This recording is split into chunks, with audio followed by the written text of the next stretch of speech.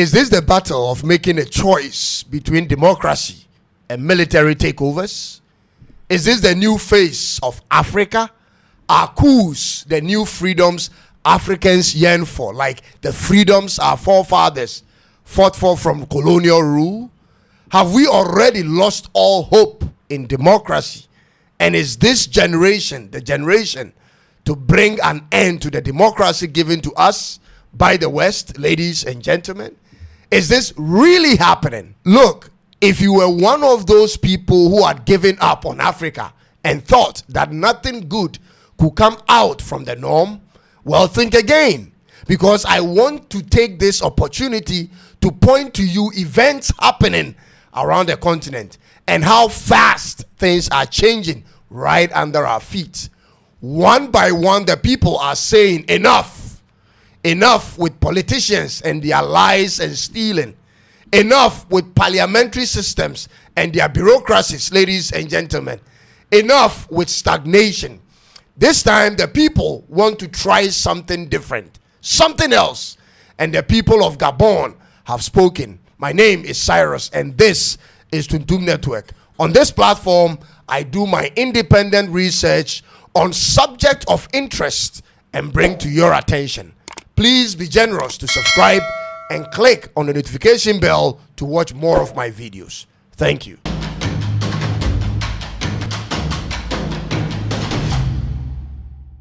There you have it, Libreville, the beautiful capital city of Gabon, ladies and gentlemen. And this is where the Brigadier General Nguema was lifted up right after the elections when he won with a landslide. And ladies and gentlemen, that is the chants in the streets where people came out to celebrate for his winning. And that is the main opposition leader who came out to also cast his ballot.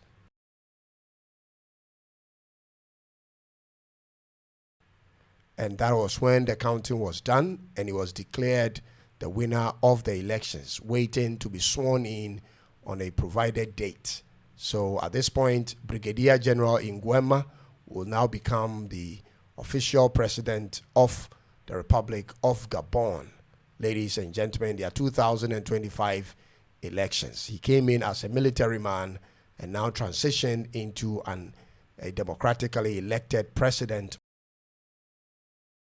In August of 2023, a general election was held in Gabon, where the incumbent president, Ali Bongo, won a third term with 64% of the votes. Ali Bongo Ondimba is the son of their former president, Omar Bongo, who ruled Gabon from 1967 till he died in June of 2009.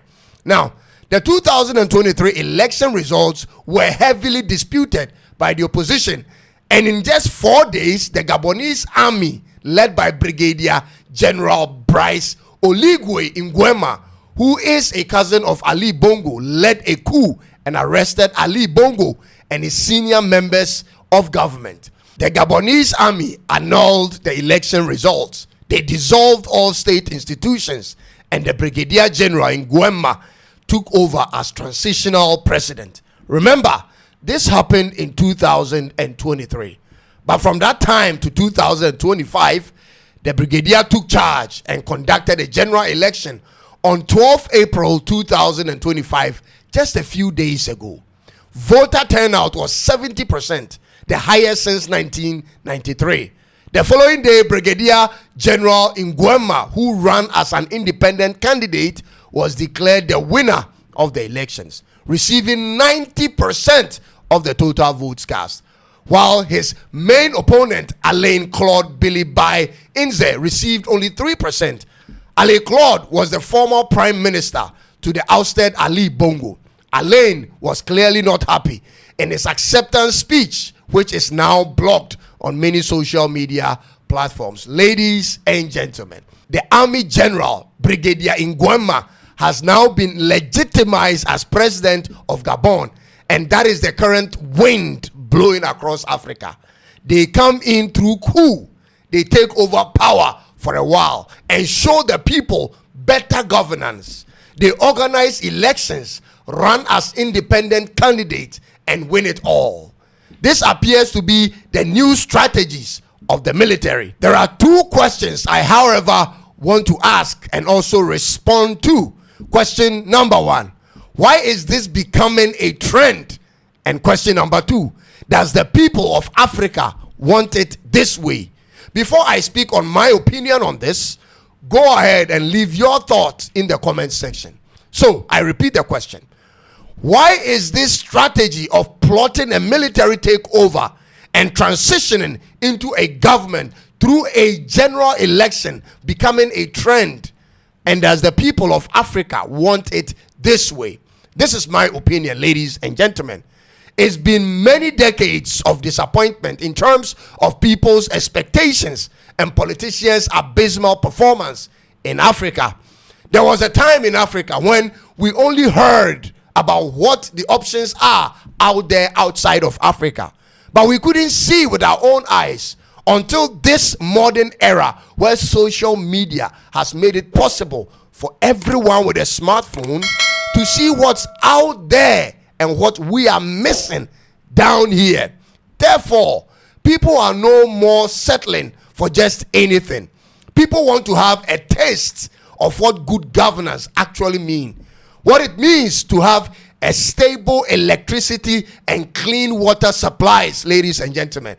What it means to have quality education and good jobs. What it means to have good roads and a transport system that facilitates movement at every level. Ladies and gentlemen, the people want to feel being a part of something and not just being an afterthought. So when you look across Africa and consider the number of years these countries have been independent and tried practicing democracy or led by particular personalities, and juxtapose that to the current state of these countries' economy, you wonder whether it will ever change in Africa. You immediately realize Africa has just been marking time. Take, for instance, 16 African countries gained independence in 1960.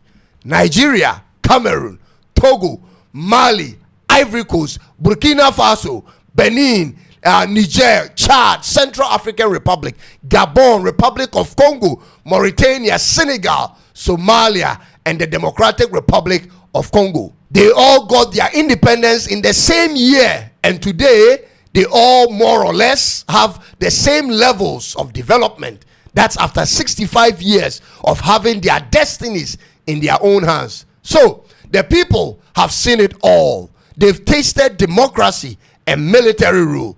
But at this point, they want something more of a merger, something more of a unique feature. It's like when a coup d'etat has a child with democracy. That's what seems to be the common thing now. The trend suggests that, ladies and gentlemen, Africans don't want the typical military style government anymore, because we've seen how destructive that can be, especially when not properly controlled. They want a hybrid. What is the trend now? It is a military man leading in a democracy. So their plan is to hijack a democratically elected president, remove him, take on leadership for a while, and open the door for a national presidential election.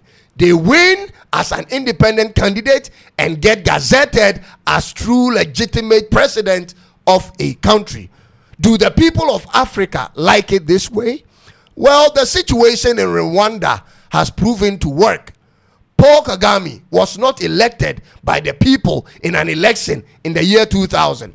He was elected by the decision of the parliament of Rwanda when he was still a military leader, when their president Bizimungu resigned. Elections were later held in 2003, after 3 years, when he won and continued as president till today. They have benefited. In the cases of Burkina Faso and Mali and Niger, I foresee similar moves being made to transition their military government into an independent presidential candidate, first of all, and win through a general election to become president. Will this help Africa?